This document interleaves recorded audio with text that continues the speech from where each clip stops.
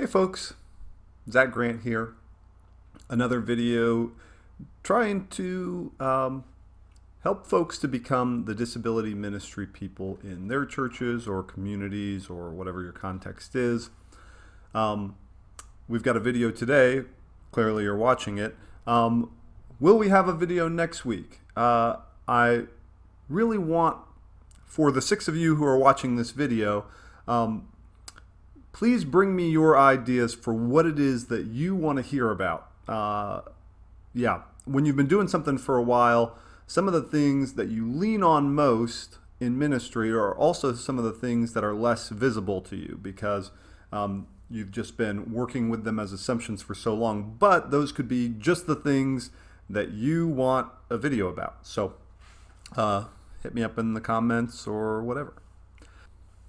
So today's video is about who is going to be coming alongside you and helping you to do this ministry to folks with disabilities.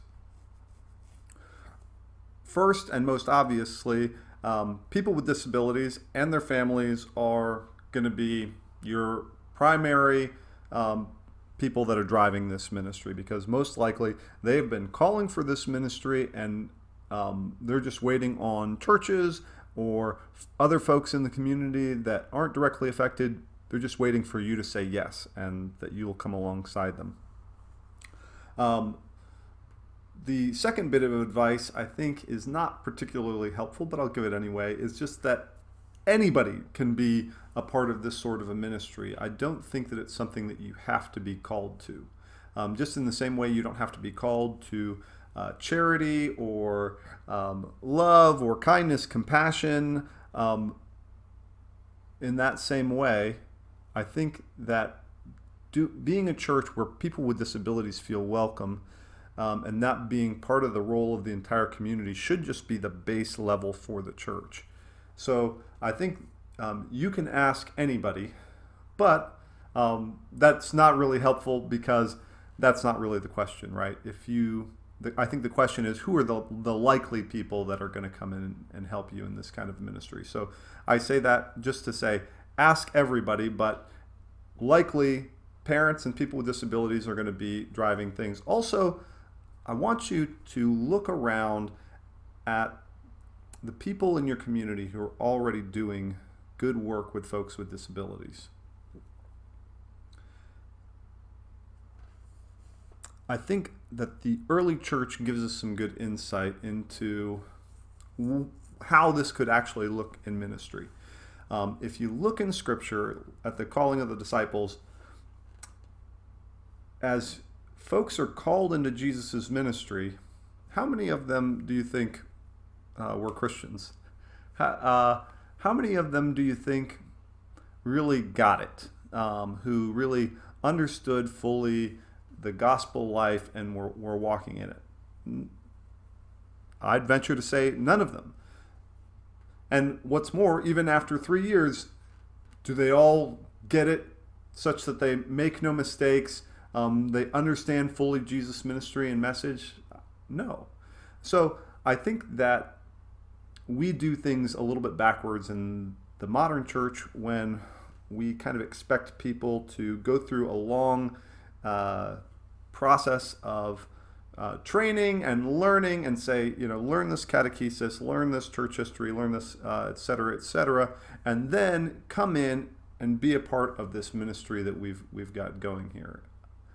I think that most of the things in Christianity don't make any sense at all until you start living into them.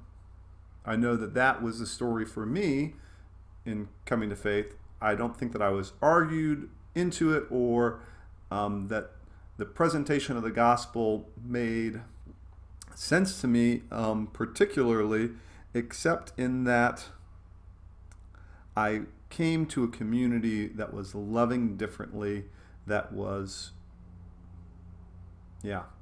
loving me differently, that was loving one another differently, that felt richer and more alive than the life that I had been living in. So that, through the lens of that community, the gospel message started to make sense. So there are all these people in your community. There are teenagers working in Best Buddies. There are people working in group homes or occupational therapists or what have you. So many different fields of people, special education teachers. These people are doing good work that looks like Jesus, especially in terms of the way in which they're lifting up and enriching the lives of our friends with disabilities. And they may be completely disinterested or even, kind of weirded out by the whole notion about Jesus, but they're doing that good work. And I think that it's fair play to, don't try and sneak it in or anything. Be very upfront about who you are and how Jesus features in your community, but to say, look, you don't have to sign off on a creed or read this, church polity thing before you come in and help me to change the world for people with disabilities, change our community for people with disabilities, lift up our friends with disabilities in our community. I think the thing to do is to make our communities such that they look like Jesus and live a life and be the church in a way that proclaims well the gospel. And invite other people into that community. One, because we need them. We need their insights. The church needs every piece and part, and that includes people that are right now outside of the church. So, people with disabilities and their families are going to be driving your ministry forward. You're going to ask everybody that you know in the church to be the church and to raise up this kind of level of ministry as the norm for the church, that people with disabilities would be well included. And then look out into the community, see the people who are already doing this good sort of work, and invite them into what you're doing. Though they might be unsure about who Jesus is, be the church in such a way that it is going to help Jesus make sense to them. Maybe folks who are out there in these organizations could never make heads or tails for Christianity because, boy, if there was something that God was doing in there, it would look a lot different for people with disabilities, and it hasn't. So I think that part of the work of doing disability ministry is evangelistic because it helps the church proclaim the gospel by being something that looks, feels, sounds much more like Jesus than it currently does. Thanks.